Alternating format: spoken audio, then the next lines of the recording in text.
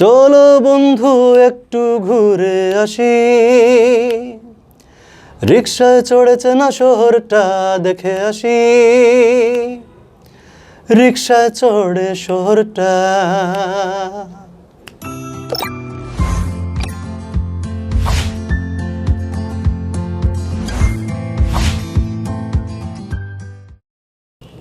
প্রিয় দর্শক, সবের প্রীতি এবং শুভেচ্ছা জানাইয়া আমরা আজকের গপসপ অনুষ্ঠান শুরু করলাম। তো আমরা আজকে বাংলা ভিউ স্টুডিওত আমরা আমরা প্রিয় একজন মানুষরে আমরা আনছি আপনারা লাগি। তো আসলে আমরা সবসময় চাই যে আপনারা যাতে খুশি হইন বা আপনারা যাতে মনোপ্লুত হয় আমরা অনুষ্ঠানটা, আমরা ও চিন্তাধারা থেকেও আমরা গেস্ট আনি সবসময়। তো আসলে অনেক সময় দেখা যায় আমরা আপনারা কথা রাখতাম পারি না, আপনারা চাইন যে আপনারা কইয়া দিন অমুকরে আনতাম তমুকরে আনতাম, তা আমরা চেষ্টা করি। তো বিভিন্ন কারণে হয়তো তাইন হয়তো বিজিতা হইন, আপনারা যারা চাইন দেখা গেছে বিজিতা হইন অথবা সিলেট নাই, সিলেটের বাইরে ওগুলা কারণ মানে ও ধরনের কারণ গতিকে আমরা আনতাম পারি না এরারে। তো আজকে আসলে আমরা চাইছি আনতাম আপনার ইচ্ছা মতো, তারপরেও আমরা পাইছি না আপনারা যারা চাইছিলা। তো আজকে আমরা নতুন একজন আনছি, নতুন মুখ আপনারা ভালো লাগবো আমার দৃঢ় বিশ্বাস। কারণ সিলেটর আমরা একটা ছোটো শহরও থাকি, অত বড় শহর নাই, আমরা ঘুরি ফিরি সবর লোকে দেখা হয় আমরার। তো আমার মনে হয় তাই খুব পরিচিত সবরও, আর আমরা আজকের অনুষ্ঠানটা আপনারা সব ভালো লাগবো। তাকে আমরা আজকে নতুন যে অতিথি আইসেন তার লোক আমরা পরিচিত হই, তার সম্পর্কে জানি। আর তাই মাঝে মাঝে আমরা গানও শুনাইবা, কইলেছি গান শুনাইবা তার মানে তাই কণ্ঠশিল্পী। তো তাই একজন কণ্ঠশিল্পী, খুব ভালো কণ্ঠশিল্পী এবং সুরকার, গীতিকার। তাই ওইলে আমরা সুজিত শ্যাম জন্দা, তাকে আমরা জন্দার লোক আজকে পরিচিত হই। আদাব দাদা। আদাব। দর্শকের সবে আমার নমস্কার এবং আদাব জানাই। তো বালা আছেন? তো ভালো আছি। আসলে বালা আছেন তো জিজ্ঞানিটা আমার এটা আসলে মানানসই হয় না, কারণ এখন যে পরিস্থিতি, এই পরিস্থিতিতে কেউ আমরা বালা নাই না। এক্স্যাক্টলি, আমরা কেউ বালা নাই, তারপরেও আমরা চাই যে সব ভালো থাকুক ওটাও আমরা, তারপরেও আমরা জিজ্ঞাই যে বালা আসিনি বা বালা। এক্স্যাক্টলি, এটা তো ম্যানার্স যা হয়তো আমরা হয়তো মিথ্যা কথা কই ওটাও আমরা আসলে মিথ্যা কথা কইতাম চাই না, বাট মানুষের লাগে কইতে হয় যে না বালা নাই, কিন্তু বালা অন্যরে উৎসাহ দেওয়ার লাগেও বালা কইতে হয় ওটাও। তো আসলে আমরা কিন্তু কেউ বালা নাই এখন, সব আমরা খুব একটা খারাপ প্যানিকের মধ্যে আছি, প্যানিকের মধ্যে আছি। আর তারপরে আমরা চেষ্টা করবো এখন আমরা যাতে সবরে একটু খুশি দিতাম পারি, আনন্দ দিতাম পারি, আমরাও আনন্দিত হইতাম পারি আর কি, ওটাও। তো দাদা আমরা আজকে স্টুডিওতে আপনি আজকে নতুন আইসেন, এবং আমরা নতুন আইসেন বলতে আমরা আরো পাইতাম আপনারে। আমি বহুত আসলে শাহজাহান ভাইরে আমি ধন্যবাদ দিব, কারণ লগে আমি আপনার লগে যোগাযোগ করছিলাম। শাহজাহানে আমার অনেক দিনও কইছে, তুমিও ফোন করছো, শাহজাহানে কইছে, বাট আমরা তো অনেক সময় বিভিন্ন মানে কোনো কাজ নাইর মাঝেও ব্যস্ততা থাকে, ওটাও এর লাগে আসলে সময় দেওয়া যায় না। আর কিছু একটা প্রোগ্রামও আইতে গেলে একটু প্রিপারেশন নিয়ে আইতে হয় মানসিকভাবে। এখন তো মানসিকভাবে খুশির জায়গাটা খুব ছোট হয়ে গেছে, এর লাগে হয়তো মানে হুট করে উৎসাহ পাই না কোনো একটা জায়গা গিয়া কইতাম। কারণ আগে একটা উৎফুল্ল ভাব সবসময় মনের মাঝে আসিল, খুশি খুশি ভাব সবসময়। শিল্পীরাও তো সবসময় আনন্দে থাকতে চায়, আমরা আনন্দের মাঝে থাকিও। কিন্তু ইদানিং নানান রকমের মানে এই যে করোনার কালীন একটা প্যানিক সবসময় আছে। তারপরেও তো খুব খুব মানে কাছের কিছু মানুষ, প্রিয় মানুষগুলো আর রেগুলারও ফেসবুকে দেখা যায় মারা গেছেন, দেশের ভিতরে দেশের বাইরে। এগুলা মর্মাহত হই, খুব স্বাভাবিক, প্রত্যেকেই মর্মাহত হয়, আমরা ওই শিল্পীরাও হয়। এতে মনটা সুন্দর থাকে না, মনটা খুশি থাকে না, যার কারণে হুট করে একটা অনুষ্ঠানও কিছু কইতাম মনে হয় কিতা হইতাম। আসলে এখন তো সুন্দরভাবে বালা কিছু হওয়ার নাই, তো এর লাগিয়ে হয়তো মানে মনে হয় না আর কি যে উৎসাহটা পাই না। এর লাগিয়ে মনে করছিলাম আসলে কয়টা দিন যাও, একটু নর্মালাইজ হোক, দ্যাট এদিনে দেন কিছু কই। কিন্তু যেহেতু প্রোগ্রামটা তোমরা চাইরাই, কয়েকদিনও তুমি ফোন করছো, শাহজাহান আমার একটু জোর দে দাদা আপনি হাউকা, এর লাগে জাস্ট আর কি আইলাম। আসলে হুট করে আমরা নিজেও তো এর বাইরে না, আমরা তো এর ভিতরেও আছি। তারপরেও আর কি চাই যে ও তো কষ্টর মাঝেও একটু না হয় এক বিন্দু না হয় একটু সুখ পাইলাম, একটু শান্তি পাইলাম, একটু আনন্দ পাইলাম, ওটাও আসলে। আর নাইলে তো এক জায়গায় বন্দি হয়ে যাবো আমরা, বন্দি। আর বেসিক্যালি এই প্রোগ্রামটার লাগে শাহজাহানে আমার যেটা কইছে, যেটা মানে তোমরা চাওয়া, যেটা যে সিলেটের সঙ্গীতাঙ্গন বা সংস্কৃতি অঙ্গনের যে বর্তমান অবস্থা এবং আজকে থেকে 20-30 বছর আগের অবস্থা, আমরা তো মোটামুটি একটা এই যে আইসি মোটামুটি 20-30-35 বছর আগেরও ছোটোবেলার কথা হতো মনে হয়, তখন একটা অঙ্গনের একরকম আসিল। ওখানে আরেক রকম বহুত চেঞ্জ হয়েছে বাট এই জার্নিত আমরার মাঝে ফিলিংসটা কিতা যে আগে কীরকম দেখলাম এখন কতটুকু চেঞ্জ দেখলাম বালা কতটুকু ওর দেখলাম বা কিছু জিনিস মিস করলাম আগেরগুলা পাই না তা কিতা দেখলাম বেসিক্যালি ওগুলা নিয়েও কথাবার্তা হইব অনুষ্ঠানটা ওটাও মেইনলি সাজানোর ঠিক আছে আপনার ও কথা ধরেও শুরু করি যদি আমরা যে আপনার ও যে আপনার এই যে তারতম্য যেটা এটা আপনার জায়গাটা কি বইয়া আপনি একটু যদি হইতা বেসিক্যালি তারতম্যর ব্যাপারটা হইলো আমার কাছে মনে হয় যে মুহূর্তে মুহূর্তে টাইম এমন একটা জিনিস যে গড়ির কাটা একটা জায়গা থাকে না সবসময় তা আগে যাব এবং সময়ের লগে লগে প্রত্যেক জিনিস বদলিব মানুষের চিন্তাধারা বদলিব মানুষের ক্ষমতা বদলিব মানুষের ধ্যান ধারণা বদলিব নতুন জিনিস আইব পুরানা পিছিয়ে ফেলাই আইব মানুষ এটা খুব অ্যাজ ইউজুয়াল কিন্তু কিছু জিনিস আছে কিতা যে আমরা মনে হয় সবসময় আমরা পজিটিভ দিকে আগাইতাম আমরা কোনো সময় নেগেটিভ জিনিস চিন্তা করতাম না আমরা পজিটিভের দিকে আগাইতাম যে আমরা হয়তো আজকে এরকম আছে কালকে আর একটু ভালো থাকতাম আজকে একটা মানুষ মিউজিকও যেরকম আছে কালকে তারা একটু পরিবর্তন পজিটিভলি হোক নেগেটিভ জিনিস আমরা চাই না সবসময় আমরা শিল্পীরা চিন্তা করি বা সবেও বাট যে জিনিসটা অনেক সময় অনেক নেগেটিভ জিনিস হয় যেগুলো লেগে আমরা একটু হয়তো হার্ট হই একটু মানে মনটা খারাপ করি দেখি না অনেক সময় মানে যে জিনিস আগের যে একটা জিনিসও আমরা মিস করি যেটা যে আগের যে সবে মিলিয়ে একটা স্বতঃস্ফূর্ত আনন্দের জায়গাটা আছে এই জিনিসটা একটু কমে যায় এবং ওখানে হয়ে গেছে যার তার একটা জিনিস একটু সেলফ সেন্টার্ড মানুষের চিন্তা ভাবনাটা ওই জায়গায় আমরা এই জিনিসগুলো একটু মিস করি আর আগে কোনো সময় আমরা আপন পর ভাবছি না কিন্তু আগে আমরা একটা প্ল্যাটফর্মে আগে নাট্যকর্মী বলতে সব থিয়েটারের সব নাট্যকর্মীও নাট্যকর্মী আমরা কোনো সময় এই থিয়েটার করে ও থিয়েটার করে এরকম চিন্তা করছি না এটা আসিল না হ্যাঁ এই মানে এটা আসিল না বা ক্লাসিফিকেশন আমরা ওর বিভিন্ন কারণে কারণ ওর কিছু কারণে যেমন একটা জিনিস আসিল যে স্বার্থ সংশ্লিষ্ট জিনিসগুলো এবং অর্থনৈতিক ব্যাপার যখন জড়াই যায় যে কোনো জিনিসের লাগে তখনও মানুষের মাঝে দ্বন্দ্বের ব্যাপারটা সৃষ্টি হয় আগে যেমন একজন মানুষ নাটক করা তাইছে হে চিন্তা করতো না আমার এখানে ইয়ে রুজি করতে হইব বা আমি রুজির কোনো সুযোগ আছে এমন করতো এখানে আমার গিয়া সময়টা কাটাইতে হইব আমার পড়াশোনা বা আমার ব্যবসাপাতির পাশাপাশি একটা সময় আমি নিজের আনন্দ দেওয়ার লাগে যাইমু এতে যদি চা নাস্তার পয়সা কিছু খরচ করতে হয় আমার পকেট থেকেও করতে হইব যাও আমি 10 টাকাও দিই আর 100 টাকাও দিই আর 500 টাকাও দিই আমার দিতে হইব এটা মানুষের দায়বদ্ধ আসিল স্বতঃস্ফূর্তভাবে আইছে আমি ক্রিকেট খেলাইছি 81 থেকে আমি কিন্তু ক্লাস 9 থেকে খেলাই 81 থেকে ফার্স্ট ডিভিশন লিগ খেলাইছি প্রথম দিকে আমরা এমন অবস্থা আছিল একটা বল নিজেরা চান্দা করে কিনে দিতাম স্টেডিয়াম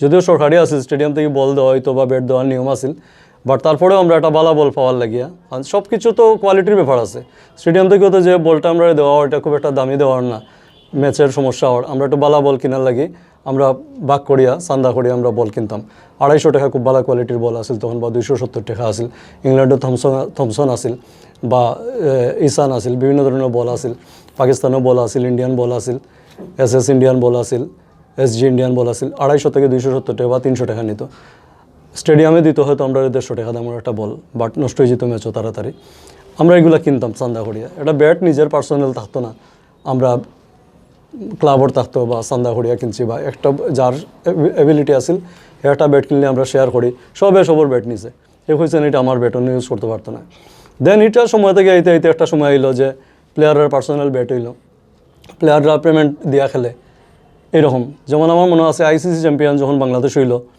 তখন একটা মহাযজ্ঞ বাংলাদেশের লাগে এবং বিশাল একটা মানে জয় বাংলাদেশের লাগে একটা সাকসেস ICC চ্যাম্পিয়ন হইলো বাংলাদেশ তারপরে ক্রিকেটের উন্নয়নটা শুরু হইলো বাংলাদেশের ক্রিকেট উন্নয়নের সময় তখন ICC থেকে ফাটাই নিল ওয়ার্ল্ড একজন লেজেন্ডারি ক্রিকেটার গর্ডন গ্রিনিজ আইলা বাংলাদেশের 4টা বিভাগীয় শহরের ক্রিকেটের উন্নতির লাগে সিলেট আসিল খুলনা আসিল রাজশাহী আসিল এবং ঢাকা আসিল তো সিলেটের যে গর্ডন গ্রিনিজে আইয়া প্রায় মাসব্যাপী কইতে গেলে তাই 15 দিনের মতো আসলাম মাসব্যাপী একটা ওয়ার্কশপ হয়েছিল ক্রিকেট ওয়ার্কশপ পাওয়া যায় এখানে মাঝে 60 জন কোচ নেওয়া হয়েছে স্থানীয়ভাবে এবং 2 জন কোঅর্ডিনেটর নেওয়া হয়েছে স্থানীয়ভাবে গর্ডন গ্রিনিজের লগে আমি একজন কোঅর্ডিনেটর আসলাম গর্ডন গ্রিনিজের লগে কাজ করার লাগি সৌভাগ্যবান আসলাম আমি মনে করি আর আমার ছোটো ভাই একজন কোচ আছিল আমজুল কারণেন খুব নাম করা একটা প্লেয়ার হ্যাঁ একজন কোচ আছিল সুমন দাস করি সুযোগের বড় ভাই একজন কোচ আছিল হানিফ আমরা বন্ধু হানিফ একটা আলম চৌধুরী হে একজন কোচ আছিল আর আরেকটা কোচ আছিল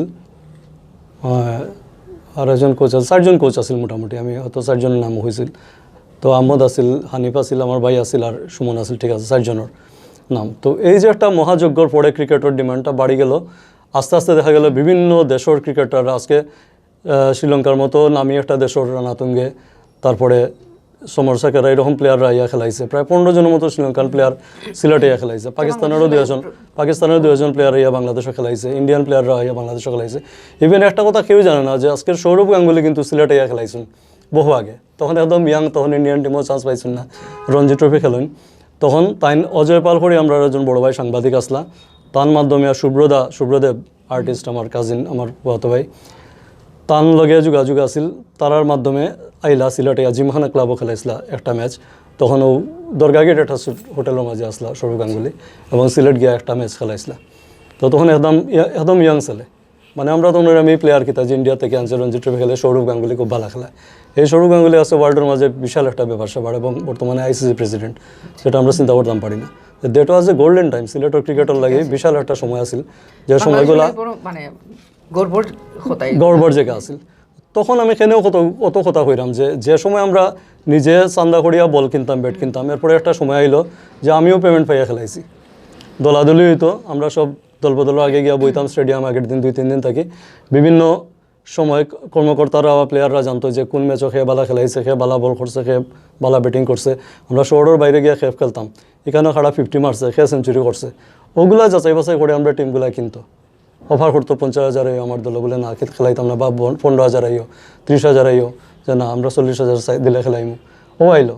তো লাস্টলি দীর্ঘ সময়ে লাস্টে আমরা দুর্ভাগ্য যে আমরা শেষের দিকে 5-7 বছর পয়সা দিয়ে খেলাইছি, এর আগে আমরা নিজেও দিতে হয়েছে গাইটের পয়সা। তো সেম জিনিসটা এখন নাটক গান বাজনাত আইছে, যখন আয়ের একটা উৎস আইছে, যখন আমার একটা উৎস আছে তখন স্বার্থর লড়াইটা আইছে।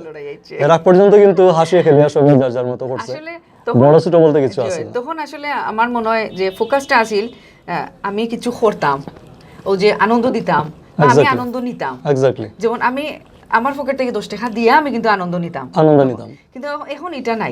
ফোকাসটা আছিল ওই জায়গা আনন্দ বাজে আছিল। আর আরেকটা ফোকাস আছিল যে আমি এখানেও আমি প্রতিষ্ঠিত হইতাম না, এখানেও আমার এটা আমার খোরাকর জায়গা, প্রতিষ্ঠিত হইমু আমি আমার এক্স্যাক্টলি আমার জবর জায়গা, যেখানে আমি বিজনেস করব অথবা চাকরি করব, ওই জায়গা ও দুইটা জিনিসও ফোকাস আছে, ওটাও ফোকাস আছে। কিন্তু এখন বর্তমানে হইল গিয়া আমি যেদিকে যাইমু ওদিকটাও আমার ফোকাস, ওটাও ফোকাস, মানে সব জায়গা তো মানুষ মনে করে যে এখান থেকে পাওয়ার কিছু আছে, ওখান থেকেও আমি পাইতাম এবং ওখান থেকে আমি ফুলতাম। তো এই যে লোভর জায়গাটা অ্যাকচুয়ালি মানুষের মানে সিস্টেমেটিক ওটা দূষণ না, আমি দেখি পজিটিভ, আমি দেখি। কারণ একটা জিনিস যেমন আগে ডেকোরেটরস তার আন্ডিবাসন আসিল নিয়ে বিয়াত বাড়া দিছে জাস্ট, এখন তার ইভেন্ট ম্যানেজমেন্ট, ইভেন্ট ম্যানেজমেন্টে সব টানে, সাজানিও নের এই নের সেই নের, কিন্তু প্রতিযোগিতার জায়গায় গিয়ে দেখা গেছে স্কিল সারা যে প্রতিযোগী এরা নষ্ট হইলার পরিবেশটা সব জায়গায়। এটা তুমি গান বাজনা কো, নাটক কো, এভরি জায়গায় গিয়া, এবং এটা কিন্তু খুব নিখুঁতভাবে যে এই জিনিসটা হয়েছে। এখন ডেকোরেটরস একটা জাস্ট আগে যে আন্ডি বাসন বাড়া দিছে তার লাগে গুড এনাফ পারতো হয়ে খাচ্ছে, ওখানে দেখা গেছে সাজানিও নের গিয়া, সে খাওয়ার নের গিয়া, সব কিছু নের গিয়া, কিন্তু হে থার্ড পার্টির দিয়া করার, সেকেন্ড পার্টি দিয়া করার, যার কারণে তার কম্বিনেশন ভালো নাই, হে নিজে স্কিল নাই। হে যদি নিজের রান্নার ব্যাপার ভালো না জানে তো বাবুর্চি খেয়েছিল কিরকম, হে কিতা করে বাবুর্চিটা ফুড়ার যে কম পয়সায় খেরান দিয়া দিব, ওরকম একটা বাবুর্চি আমার লাগে আনে, হয়তো বাবুর্চি লাগিয়ে আমি 50,000 পে করছি, হে 15,000-এর ভিতরে একটা বাবুর্চি নিয়ে আমারে দিলার সার্ভিস, আমার 25,000 টাকা হেনের লাভ করেন, কিন্তু আমার জিনিস সার্ভিসের মানটা আমার দাওয়াতিরা কিন্তু খুশি হয়ে যান না। তো এই স্যাটিসফ্যাকশনের জায়গাটা নষ্ট আর একমাত্র মূল হইল যে আমরা এই যে ব্যাড মেন্টালিটি সার্ভিসটা, যে আমরা কাজ জানি না কিন্তু আমরা যেরকম কাজ করা কারণ আছে, এটা হইল কি আপনার ওই যে দুর্নীতি ঢুকি যায় এখানে গিয়া, আপনি চাইবা যে আপনি 50 দিয়া আপনি পাইতা 2 লাখ, এক্স্যাক্টলি আপনি এখন খুব বেশি চিন্তা করা। এক সময় আমরা চিন্তা করছি, আমরা যারা আগে করি গেছেন তারা চিন্তা করছেন যে 50 দিয়ে আমি 10 নি মনে 60 নি মনে, কিন্তু না, এখন হলো কি 3টা বল খেলান ফাল মারি উঠা যায়। এক্স্যাক্টলি, মানুষের লোভের জায়গাটা বেশি বাড়ি গেছে, মানুষের চাওয়ার জায়গাটা বেশি বাড়ি গেছে, বাট নিজের তৈরির জায়গাটা খুব ছোট, মানুষের তৈরি হন না। আগে তৈরি হওয়ার স্কুলিংটা আছিল, আগে এরকম স্কুলিং না হলে আমরা বড় ভাইয়ের কাছে শিখছি। আজকে নাটকও বড় ভাইরা আইতা 3টা-2:30টার দিকে আইতাম, আমরা 3 ঘন্টা 4 ঘন্টা গিয়ে বইতাম তার কাছে, তারা যদি কোনো মহড়া না থাকতো কিছু কথা হইলেও শিকার জিনিস আছিল। এখন তো দান্দা, এখন তো আর এই কথাগুলো কেউ কয় না, এখন অন্য মানে সিস্টেম পুরাও বদলাইলে, এখন আপনিও কিছু করতে পারতেন না, চাইলে বালা জিনিস করা যায় না। যেমন আমি আমার থিয়েটারের লগে আমি জন্মলগ্ন থাকি, কথাগুলি থিয়েটার সিলেটের একটা সুনামধন্য থিয়েটার, আমি জন্মলগ্ন থাকি থিয়েটারের লগে কাজ করি, বাট ইদানিং আমি কাজ করি না হয়তো আমার ব্যস্ততা আছে বিভিন্ন। সেকেন্ডলি হয়তো আমি যা করতে চাই, আমার তাকে যে সার্ভিস দিতে চাই বা আমি যে জিনিস ডিজার্ভ করি, যতটুকু জানি ততটুকু গিয়ে ইমপ্লিমেন্ট করার মতো পরিবেশ আমি পাই না। কারণ আমার হয়তো আর একজনে গাইড করে এরকম করতে হইব, আমি হয়তো এটা খুশি না। এক্স্যাক্টলি। আর সেকেন্ডলি একটা নিজস্বতা নাই, আমার মতো আমি কাজ করতে পারি, আমি করছি, আমি ভালো কাজ করছি। যেমন আমি লাস্ট ইডি পাস একটা খুব বড় নাটক, মানে কঠিন নাটক, এবং যেটা ইসরাফিল শাহিনের মতো বড় ব্যক্তিত্ব পয়লা নির্দেশনা আসলা। দেন তার ব্যস্ততার কারণে পরে তার ছাত্র একজন টুটুল করিয়া কতদিন করছে। দেন তারও চাকরি গেল, সরকারি গেল কি সিলেট থাকি। দেন জিয়া তিতাস জিয়া, তানার একজন খুব সুযোগ্য একজন টিচার, যে এখন জাহাঙ্গীরনগর ইউনিভার্সিটির নাট্যকলা বিভাগের প্রফেসর। হে কিছুদিন রিহার্সাল করানোর পরে এই প্রোডাকশনটা উঠছিল, যেটা কস্টিউম ডিজাইন ফুললে আমি করছি। তো কাজ করছি, ভালো কাজ আমি করছি, প্রশংসাও পাইছি, সবাই খুশি হয়েছে। কিন্তু তারপরেও যেন কেন মনে হয় যে আমার কাজ করার মতো পরিবেশ, ভালো কাজ আমি পাই না, এর লাগে আমি করি না। আর অ্যাকচুয়ালি আমি বেসিক্যালি আমার ফ্যামিলি ব্যাকগ্রাউন্ড মিউজিকর আগের থেকে আসল থেকে, মানে স্বাধীনতা আমি খুব বেশি পছন্দ করি। যার কারণে আমি মানে ওখানে আর টিম ওয়ার্ক তো আমার মানে নিজের কাজ করাটারে আমি বেশি প্রাধান্য দিই, এতে আমার স্যাটিসফ্যাকশনের জায়গাটা বেশি। যেমন আমি একটা গান যদি, যেহেতু আমি নিজে লিখতে জানি, নিজে সুর করতে জানি, নিজে গাইতে জানি, ইনস্ট্রুমেন্টও দিয়ে আমি নিজে প্লে করতে জানি, হয়তো কম মানুষের সহায়তা নিলে আমার একটা গান তৈরি হয়। বা আমি নিজের মতো, আমার কিছু ভালো লাগে না, আমার কেউ দেখানোর দরকার নেই, আমি গড়ে বই অভিয়া দুটা গান গাই, এতে আমার স্যাটিসফ্যাকশন অনেক বেশি। আপনার মানে আপনার প্রিয় ইয়েটাকে একটা গান যদি আমরা শুনাইতাম দর্শক ফ্লোরে। এক্স্যাক্টলি। এখন আমি মানে প্রিয় গান বলতে আমার ইদানিং একটা রিলিজ হয়েছে একটা গান, ইউটিউবে আছে, চলো বন্ধু নামে একটা গান আছে। এটা এক্স্যাক্টলি, এটাও কিন্তু গানের পিছনে একটু গল্প আছে, কোয়া লাগে। ব্যাপার হয়েছে এই যে প্যানিকটা যখন করোনা শুরু হইলো, এই প্যান্ডামিকের যে সময়টা গেছে, তখন 5 মাস কেউ ঘর থেকে বার হয়েছে না, বেশিরভাগ মানুষও বার হয়েছে না, আমি একদিনও বার হয়েছি না। হয় না। আর আমার ছোটো দুইটা বাতি যে আছে আমার লগে লগে এটা থাকে সবসময়, এর লাগে বাসার থাকি হয়েছে তোমার কিছু হইলে এরা তো তোমার মিস করবো, এর লাগে তুমি আর একটু কষ্ট করিলে বার হই না। আমি এক্স্যাক্টলি 5 মাস আমি কোনো হানেও বার হয়েছি না, বাট খুব বোরিং লাগছে। গৌরব ভাইয়া কতটুকু খাটানো যায়, গৌরব ভাইয়া যেহেতু আমরা শিল্পী গতিকে আমরা একটু ভালো লাগে। হয়, আমরা একটু লেখলাম, নাইলে ড্রয়িং রুমে গিটার লইয়া বইয়া একটু গান বাজনা করলাম, নাইলে একটু ইউটিউবে গান শুনলাম, দেখলাম, আমরা সময়টা তাও কিছুটা খাটি যায়। যাই হোক, ওরকম করতে করতে আমার একজন বন্ধু মানুষ আসুন, বয়সে একটু জুনিয়র হইলেও বন্ধু মানুষ, জালালাবাদ গেছো ফিনান্সও আসুন, আশফাক রহমান, খুব সদালাপি, খুব ভালো মনের মানুষ। বেচারা মাঝে মাঝে ফোন দেন, বেচারা আবার ঘুরিয়া বেড়ায়, রেস্টুরেন্টও যায়, খায় দায়, ফ্যামিলি লিয়া ঘুরে, তারা আবার বিন্দাস ঘুরা মানুষ, এই অভ্যাস মানুষ, ডাহাত থাকে বড় মানুষ তো, তারা এরকম সিলেটির মতো নয়, ঘুরিয়া বেড়াইতে খাইয়া দেয়, আরাম পায়। বেচারা প্রায় সময় ফোন দেয়, কয়জন দা বাসাত নি, মানে ওই শুদ্ধ ভাষা, কয়জন দা বাসা নাকি, চলেন একটু বেরিয়ে আসি, ঘুরে আসি, কফি টফি খাই। আমি আবার কই যে না, আসলে আমার তো রেস্ট্রিকশন আছে, আমি সরি পারতাম না, বাড়িতাম। এরকম যাইতে গেছে কি 5 মাস বিভিন্ন দিন বেচারা ফোন দিতে দিতে একটা খারাপও লাগে। এদিন বেচারা ফোন দিছে, জন্দা কই বাসা বাইরে আসেন। আমি গেছি, গিয়া দেখি রিক্সাত বাদ, বেচারা কাপড় চোপড় পরে আইছে, আমার হাফ প্যান্ট পরা, বারান্দাত বাড়িয়েছি। আরে আপনি এরকম বেরোয়েছেন কেন, আপনি প্যান্ট পরে আসেন, চলেন কফি টফি খেয়ে আসি, ঘুরে আসি, ভালো লাগবে, মনটা ভালো লাগবে। তো আমারও মনে হইলো যে ঠিকও আসলে বেচারা বাসা পর্যন্ত আইছে। আমি প্যান্ট পরছি, স্কার্টস পরছি, পরে আমি বাড়িয়েছি, বাড়িয়ে সাড়িয়ে রিক্সা একটা লই আমরা ঘুরিয়াও এমসি কলেজে গেটে গেছি, পড়াশোনার গল্পগুলা হয়েছে, খেলাইতাম প্রচুর, এগুলো অনেক অনেক কথাবার্তা, পড়াশোনার ছাত্র জীবন, অনেক কথাবার্তা, বেচারাও তার ছাত্র জীবন, পড়াশোনা, অনেক কিছু গল্প করছে। করতে করতে ঘুরিয়ে আইতে আইতে আইতে আইতে রিক্সা নিয়ে আমরা ঘুরতে ঘুরতে কফি খাইছি, দু এক জায়গায় দাঁড়াইছি, কফি খাইছি, এবং ঘুরতে ঘুরতে একটা সময় প্রায় 2-2.5 ঘন্টা ঘুরিয়া বেচারা বাসাত আমার আনিয়া দিয়া লামাইয়া দিয়া গেছে। খুব ভদ্র মানুষ, লামাই দিয়া বাসাত গেছে। রাত্রে আমারে মেসেজ করছে প্রায় 2টা-2.5টার সময়, জন্দা আপনার সাথে ঘুরে তো ভালো লাগছে, বেড়াইতে তো ভালো লাগছে, কথাগুলো শুনে আপনার পুরানো দিনের একদম খেলোয়াড়ি জীবন থেকে অনেক কিছু জানলাম, খুব ভালো লাগছে। আপনার নিয়ে তো একটা কবিতা লিখে ফেলছি, কিন্তু আপনি যদি আপনার বন্ধু না, বড় ভাই, তারপরেও বন্ধু সম্বোধন করে একটা কবিতা লিখছে। মানে বন্ধু তো সবাই হতে পারে, এটা বয়স ডাজেন্ট ম্যাটার, সবাই হতে পারে, মনে মনে মিললে বন্ধু হতে পারে। তো দেখলাম একটা কবিতা, বেচারা চলো বন্ধু একটু ঘুরে আসি, ওরকম একটা বেশ লম্বা প্রায় 25-35 লাইনের একটা কবিতা বেচারা লাগছে, প্রাসঙ্গিক এবং বেশ সুন্দর গুছানো, এবং তার কল্পনা খুব সুন্দর, ভালো লাগলো আমার কবিতাটা পড়িয়া। তো আমরা তো যার যেটা সাপুড়ে, এখন তো সাপ পাইলে এত খেলাইতো তারে লিয়া, তার তো অন্য কিন্তু মনে হইতো না যে আমি এগুলো গড় টাঙ্গিয়ে রাখি, জানি শুরু করবো, কিন্তু আসাইতো। আমারও কি তার লাগে ওটা মনে হইলো যে কবিতারে তুই যদি গান বানানি যায় খারাপ হইতে পারে না। তো ওটা আমার মনে হইলো বেশ রাত্রে, তো 2:30টার দিকে। তো একটা সময় শীতও খুব বেশি তখন নতুন পড়ছে, আমি ঘুমাই গেছি বলতে শুয়ে গেছি, তখন লাইট টাইট নিয়ে ভাইয়া, তো ব্ল্যাঙ্কেট মাথার দিয়ে ঘুমাই গেছি। তো হঠাৎ করে আমার ভিতরে কিন্তু এই জিনিসটাই মারের, যে এই জিনিসটা কবিতাটা খুব ভালো লাগছে, এটা যদি গান করা যায়। তো একটা সময় আমার মনে হইলো, গুনগুন করি আমি একটু চিন্তা করতে করতে একটা সুর আমার মনে হয়েছে, মুখের একটা সুর মনে হয়েছে। মনে হওয়ার পরে তখনও মানে গড় তো অন্ধকার, তো আমি আমার ঠিক মানে বেডের পাশেও একটা টেবিল আছে, আমার লেখালেখি করি, ওটা ড্রয়ার একটা আছে, তো মশারির ভিতরে থেকে আমি হাতটা বাড়াইয়া অন্ধকারের মধ্যে আমি ড্রয়ারটা করি, আমার একটা আইপ্যাড আছে, ওটাকে আমি রেকর্ডিং করি, খুব নাইস রেকর্ডিং হয় ভোকালটা। আর করে আমি রেকর্ডিং করছি, পরে আবার আইপডটা বার করি, আবার অফ করিয়া ড্রয়ারও রাখিয়া ঘুমাই গেছি। পরে আর দিনে সকালে উঠি আবার ব্যস্ততা, নানান ঘরের কাজ টাজ আছে, বাচ্চারাও কাছে আইসে, তারা লিয়া খেলিয়া দিলিয়া যেরকম দিন কাটে, উঠানোর রোদ পাই, ওরকম সময় কাটে গেছে। বিকালে হঠাৎ করে আমার 5টার দিকে মনে হইলো, বাচ্চা খাইয়া আবার আইসি, আমি বইছি টেবিলে, মনে হইলো আমি কি তার একটা রেকর্ডিং করছিলাম, তো এই জিনিসটা একটু শুনি। তখন আইপডটা বার করছি, বার করে একটু শুনছি, শুনিয়া দেখলাম যে মজার হয়েছে তো জিনিসটা, সুন্দর হয়েছে, তাহলে গানটা কমপ্লিট করা লাগে। তারপরে আমি চিন্তা করলাম যে তার অন্তরাটা কীরকম সাজানি লাগে, তার অন্তরার মুখ থেকে অন্তরা শ্যুটটা করলাম, করি অন্তরা তো রিপিট করে, 2-3টা অন্তরা থেকে একই সুরে রিপিট করে। তো এরকমই আমি অ্যাকচুয়ালি গানটা রেডি করছি, করিয়া লাস্টের শেষের দিকটা একটা চিন্তা ভাবনা করছি, করিয়া আমি কইছি এটা গানটা করবো। তখন আমি আশফাক ভাইরে জানাইছি যে ভাই আপনার কবিতাটা তো পড়ছি আমি, এত ভালো লাগছে যে এটা গান করে ফেলছি আমি।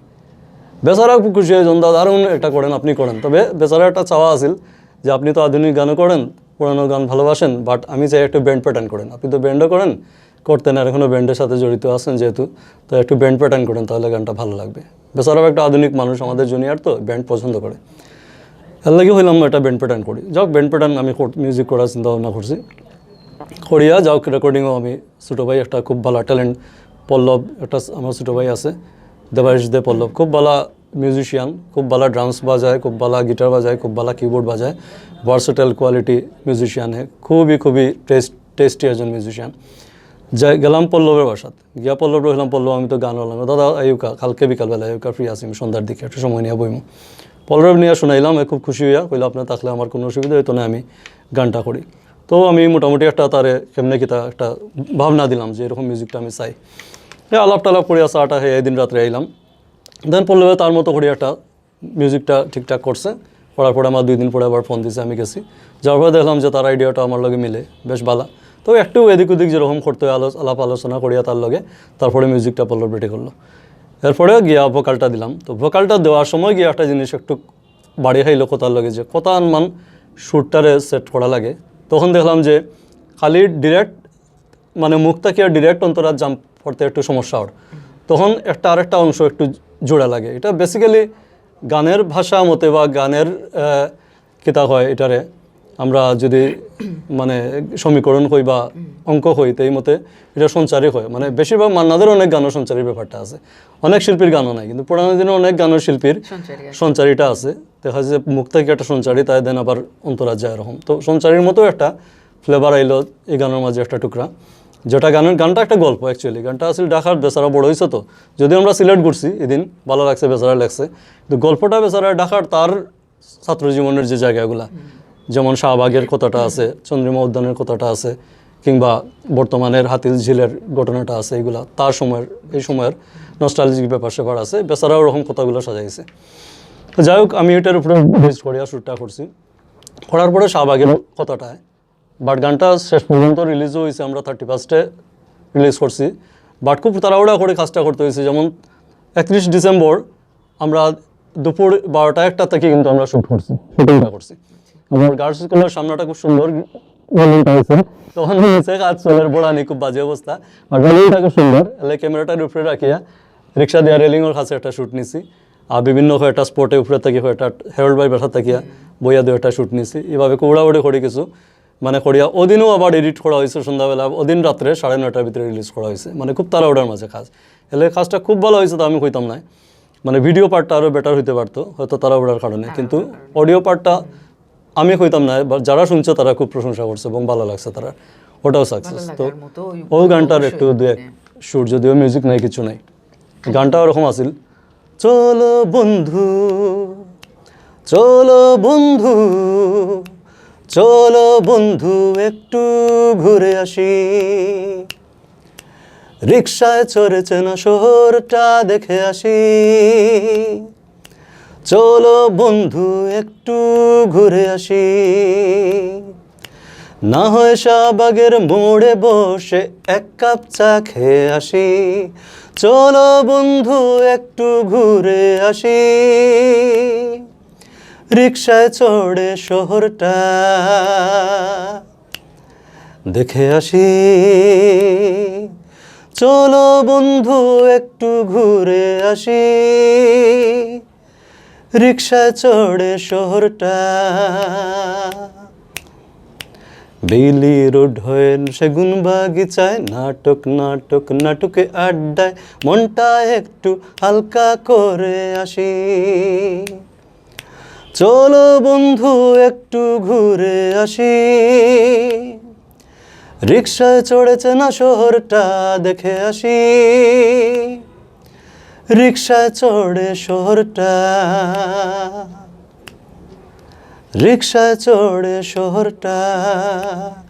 এই টাইপের আছে গানটা আর কি। ধন্যবাদ, অসংখ্য ধন্যবাদ, খুব ভালো লাগছে গানটা। আসলেও কিন্তু এটা কিতা হইতাম, মানে গানটা খুব নস্টালজিক এবং গানটার মাঝে একটা ব্যান্ড প্যাটার্নটাও আছে এক্স্যাক্টলি 90s-এর যে ব্যান্ডগুলো আছিল বাংলাদেশের 90 সালের দিকে 95 সালের দিকে যে ব্যান্ডগুলো বাংলাদেশ সব ফেমাস ব্যান্ডগুলো তখনের সময়, মানে মেলোডি বেস যে ব্যান্ডগুলো সোল স্টোলস আর তারও আগে রইল, তখন চাইম আসিল, তারপরে এই অবস্কিউর আসিল, তারপরে ডিফারেন্ট টাচ আসিল, মানে এই ধরনের যে কিছু ব্যান্ডগুলো আইছিল বাংলাদেশের প্রায় 15-17টা ব্যান্ড, প্রত্যেক শহরের, খুলনার ব্যান্ড আসিল, বরিশালের ব্যান্ড আসিল, এরকম প্রচুর, মানে শহরেরও, সিলেটও আমরা 3-4টা ব্যান্ড তখন সময় আসিল। হ্যাঁ, আমি বর্তমান ব্যান্ড অ্যাসোসিয়েশনের প্রধান উপদেষ্টা। তখন সিলেটের ব্যান্ডের আমার কইতে হয়, তখন সিলেটের মাঝে সিলেটের স্বাধীনতা উত্তর আমরা যে ব্যান্ডের যে ইতিহাসটা জানি তার মাঝে সমস্যার হরি একটা ব্যান্ড আসিল 70, তখন আমি খুব ছোটো 74-75 দিকে। তখন আমার মামা একজন নাট্য অভিনেতা আসলা তোমাল দত্ত পূজন এবং তার বন্ধু বর্তমান আওয়ামী লীগের তপন মিত্রর বড় ভাই স্বপন মিত্র, পরে জার্মান আসলা, মারা গেছেন জার্মান। তারপরে তার বন্ধুবান্ধব আমিনুর মামা আসলা, আরও কয়েকজন বন্ধুবান্ধব মিলিয়া তারা। তখন কিন্তু আজম খানের কিন্তু এই যে আলালো দুলাল টুলাল খুব হিট বাংলাদেশে, মানে ব্যান্ডের শুরু হয়েছে 71-এর পরে। তখন তারা নিজেরা কোনো গান তেমন আসিল না, তারা এই গানগুলা বেশি করতা। তখন আরেকজন আসলো আমার কাকু, অপু, শ্যাম খড়িয়া সরিয়া, শুভ্রদেব বড় আপন মামা, সূর্য সমর ছোট ভাই, তাইন কঙ্গ বাজাইতা। তখন ড্রামস আসিল না, তাইন কঙ্গ বাজাইতা। তখন আমরা কাষ্টগর বেসড ব্যান্ডটা আসিল অ্যাকচুয়ালি সমস্যর। তারপরে সিলেটের 80s-এর দিকে আইয়া সিলেটে আর একটা ব্যান্ড, তখন আরও 2-1টা ব্যান্ড আসিল, চতুরঙ্গ একটা ব্যান্ড আছে, শিবগঞ্জ কেন্দ্রিক একটা ব্যান্ড আছে চতুরঙ্গ, ওয়াইট ট্রাইদেরা খাস করতো, অনুদা আসিল গিটারিস্ট, যে গিটারের টিচার অনুদা, তারা একটা দুর্গাদা আসলা, তারা একটা ব্যান্ড আসিল। এরপরে সিলেটের জাগরণী একটা ব্যান্ড আছে যারা ড্রামস দিয়া বাজাইতো, বাট তারা ড্রামসটা তখনও কিন্তু মডার্ন ড্রামস কেউ পাইতো না, আসিল না কোনোখানো। তখন তারা এই যে চামড়ার টিনোর যে ব্যান্ড পার্টির যে ডুল ওরকম একটা দিয়ে তারা মডেলিং করিয়া ওরকম জুলা দিয়ে একটা ড্রামস বানাইছিল এবং তারা বেশ প্রোগ্রাম ক্যান্টনমেন্ট প্রোগ্রাম করতো জাগরণী। এরকম যে শাহিন ভোকাল আসিল, আমরা থিয়েটারের আখতার ভাই ভোকাল আসিল, শেরো ভাইও তারা লগে আসলা।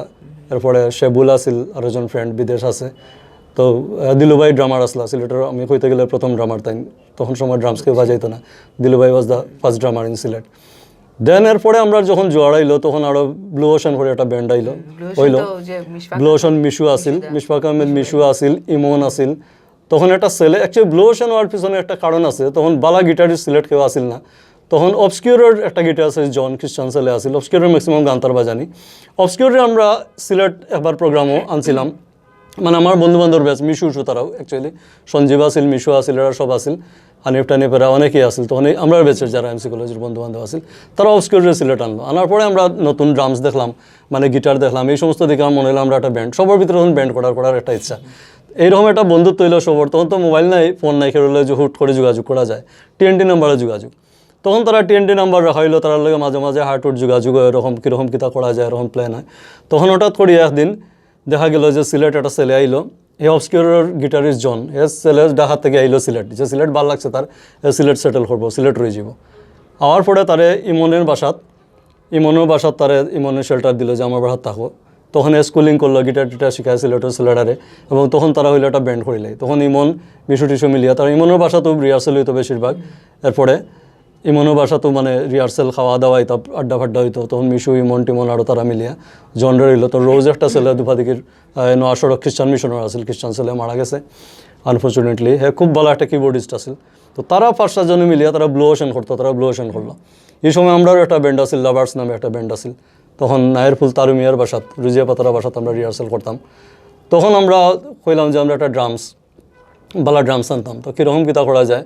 তখন অবস্কিউরের তার একটা প্রোগ্রাম হয়েছিল যেমন সিলেট ট্রান্সপারেন্ট একটা ড্রামস আছে, সারা গ্লাস ফাইবারের ট্রান্সপারেন্ট গ্লাসের মতো সেটা ড্রামস আনছিল তারা, তখনও ড্রামসটা তারার নাই। আর একটা পয়সা আলা কোনো মানুষের ছেলেটা হাতে ড্রামসটা কিনছে এবং বাড়া দিত, বাংলাদেশে বড় বড় ব্যান্ডের হয়ে বাড়া দিত ড্রামসটা। হেলো এই তো ইয়া সেটিং উটিং করিয়া দিয়ে যেত, ব্যান্ডের প্রোগ্রাম হতো, রাত্রে যেত কি ট্রেনে, পরের দিন একটা ছেলে ড্রামস লইয়া যেত প্যাক করিয়া। তারে আমরা হইলাম আমরা সেম একটা ড্রামস চাই ট্রান্সপারেন্ট গ্লাসের মতো সারা মনে হইলো ড্রামসটা। তো তখনকার সময় হইলো ড্রামসটার দাম 37,000 টাকা, তখন হিউজ টাকা। এরপরে আমরা আসলে চান্দন্দা করিয়া তখন আমরা ফ্রেন্ড আছিল ডাক্তার ডেন্টিস্ট হাসান সাহেবের ছেলে সাকিব, আমরা ফ্রেন্ড আছিল হাসিবে কিছু টাকা দিল বা বেশি টাকা দিছে, আরও বন্ধুরা 5,000 3,000 করে আমরা এই ড্রামসটা আনাইলাম, আমরা লাভার্স করলাম, আমরা বেশ কিছুদিন রান করলাম। এরপরে আরও আমরা লাভার্সের ব্যান্ড ড্রামস পরে মিশু তারা কিনলো, হ্যাঁ ব্লোশনে কিনলো, মানে এরপরে আরও ব্যান্ড হয়েছে। এরপরে একটা ব্যান্ড সিলেটও না হইলে না হয় ইয়াংরার মাঝে, তারা বেশি সময় ব্যান্ডর সবচেয়ে বেশি ব্যান্ডর প্রোগ্রাম করছে সিলেট, হলো টাপ ওয়েজ। এগুলা সম্পর্কে আসলে যে ব্যান্ড সম্পর্কে প্রচুর কথা আছিল আমার, কিন্তু তখন সিলেট 17টার মতো ব্যান্ড আছে প্রচুর, আর আরো প্রশ্ন খুব ভালো রয়েছে, করেছিল। আরো প্রশ্ন রয়েছে, মানে আরো মানে জানার ইচ্ছা, প্রশ্ন নাই যদিও এগুলা মানে জানার ইচ্ছা হয়, মানে পুরানা জিনিসপত্র জানতে ইচ্ছা হয়। প্রিয় রয়েছে, আমি আরো দিন আপনারা কিন্তু পাইতাম, শিওর, এক্স্যাক্টলি অবশ্যই পাইতাম। তো প্রিয় দর্শক, আমরা কিন্তু যাওয়ার সময় হয়ে গেছে, দাদার কাছ থেকে আমরা কিছু পাইছি না, বহুতটা রয়েছে কিতা হইতাম, আমার মনের মাঝে বহুতটা লইয়া আইছি কিন্তু কিচ্ছু পারছি না। আজকে আমি ছাড় দিতে ওর দাদারে, আর আমিও উঠে যেতে ওর। তো আপনারা ভালো থাকবা, সুস্থ থাকবা, সুন্দর থাকবা, ওটাও আমরা চাইরাম। তবে আমি চাইমু যে শেষ মেশ যে যাওয়ার সময় আর কি, আবার তো তাই নাইবা, বাট সংক্ষেপে কিছু একটা হইবা আপনার উদ্দেশ্যে, এবং যাওয়ার সময় আমরা গান শুনি শুনি যাইমু তান। আসলে সংক্ষেপে করার কিছু নাই, তো আসলে কথা হইতে গেলে বহুত কথা কইতে হয়, কারণ আমরা তো শিল্পী মানুষ, আমরা জীবনটা এমন যে আমরা সব দেখি সব বুঝি, এমন একটা ব্যাপার আছে যার কারণে কোনো কিছু এড়াইয়া যেতাম পারি না। আর জীবনের অতটুকু জার্নি মোটামুটি অভিজ্ঞতা তো বাক্যাও আছে ভিতরে, বাট আমরা বহুত মানুষ আছে না যে রাস্তায় যার যাওয়ার লাগি যায়, আমরা যাওয়ার লাগি যেতাম পারি না। আমরা এদিকে মানুষের জীবন দেখি, বহুত কিছু দেখি, যার কারণে আর অভিজ্ঞতার একটা ব্যাপার আছে, যা দেখছি জীবনে আগেরও বহুত কিছু জানি, বর্তমানে কিছু দেখলাম, ভবিষ্যৎ কী হবে ভগবান জানে। এতে গিয়ে আমরা কথা অনেক জমি যায়, অনেক কিছু মানে কইতে হয়, বাট সীমিত টাইমের লাগে হয়তো আমরা অনেক কিছু কইতাম পারি না। তো দর্শকের সম্বন্ধে এমন কিছু করার নাই যে আপনারা হয়তো প্রোগ্রামটা দেখবা ভালো লাগবো। অ্যাকচুয়ালি প্রোগ্রামটা এমন কিছু নয়, গুছানিও কোনো কিছু নয়, হুট করে হওয়া এবং নস্টালজিক কিছু কথাবার্তা, পুরানা কথাবার্তা নিয়ে একদম স্বচ্ছ জলের মতো খোয়া, গুছানি কিছু নাই, কোনো বানানিও কিছু নাই, অ্যাকচুয়ালি যা সত্যি তাই খোয়া। তো ভালো থাকবা সব, আশা করি আগামীতে আবার দেখাইব। ধন্যবাদ। প্রিয় দর্শক, আসলে কিন্তু আপনারা খুব বেশি সাপোর্ট করেন এই প্রোগ্রামটা। আমরা 51তম পর্ব আজকে, যদি আপনারা সাপোর্ট করতেন না তাইলে এই পর্যায়ে আওয়ার হতা নাই। আমরা আপনার অনুপ্রেরণায়ও আমরা এই গান আওয়া, অতটুকু পর্যন্ত আওয়া, এবং আমরা আরও যাইতাম, আমরা সেঞ্চুরি যাইমু, সেঞ্চুরির পরে আরও যাইমু, আমরাও আশা রাখলাম।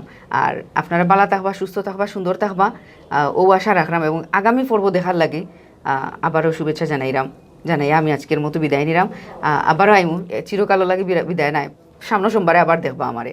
তো আজকে আমরা দাদার কাছ থেকে একটা গান শুনি পারি যাইমু গিয়া। ভালো থাকুকা সব, ধন্যবাদ। আসলে গান গাইতে হয়, শিল্পী হইলে তো গান গাইতে হয়, বাট এই গানটা আমি একটা মানুষের ডেডিকেট করিয়া গাইতে চাই, যে আমরা বাংলাদেশের লিজেন্ডারি ব্যান্ডে আমি সম্মান জানাই এবং তার প্রতি সমবেদনা জানাই আমি গানটা গাইমু। তান খুব ফেমাস একটা গান, সেই তুমি, এবং তানরে মানে নিজের অন্তঃস্থল থেকে শ্রদ্ধা জ্ঞাপন করলাম, খুব মিসও করলাম। এরকম একটা লিজেন্ড বাংলাদেশ খালি নাই, ইন্ডিয়া বাংলাদেশ উপমহাদেশের বিভিন্ন দেশও খুব জনপ্রিয়, এবং ইন্ডিয়াতে আমার প্রচুর মিউজিক্যাল ফ্রেন্ডরা আছে, আর্টিস্ট আছে। এই বাচ্চারা তারাও ভীষণ রকম শ্রদ্ধা করে এবং ভীষণ রকম তারা হার্ট হয়েছে বাচ্চু ভাই মারা যাওয়ায়। এবং ইন্ডিয়ার বড় করিয়া আমার কিছু ফ্রেন্ড আছে, তারা বড় করিয়া বাচ্চু ভাই স্মরণে প্রোগ্রামও করছে, যার কারণে আমি মানে তার একটা গান গাইও আজকের প্রোগ্রামটা তাকে যেতাম চাইলাম। সেই তুমি কেন এত চেনা হলে, সেই আমি কেন তোমাকে দুঃখ দিলে, কেমন করে এত চেনা হলে তুমি, কিভাবে এত বদলে গেছি এই আমি, ও বুকেরই সব কষ্ট দু হাতে সরিয়ে চলো বদলে যাই। তুমি কেন বোঝো না তোমাকে ছাড়া আমি অসহায়, আমার সবটুকু ভালোবাসা তোমায় ঘিরে, আমার অপরাধ ছিল যতটুকু তোমার কাছে, তুমি ক্ষমা করে দিও আমায়। ধন্যবাদ।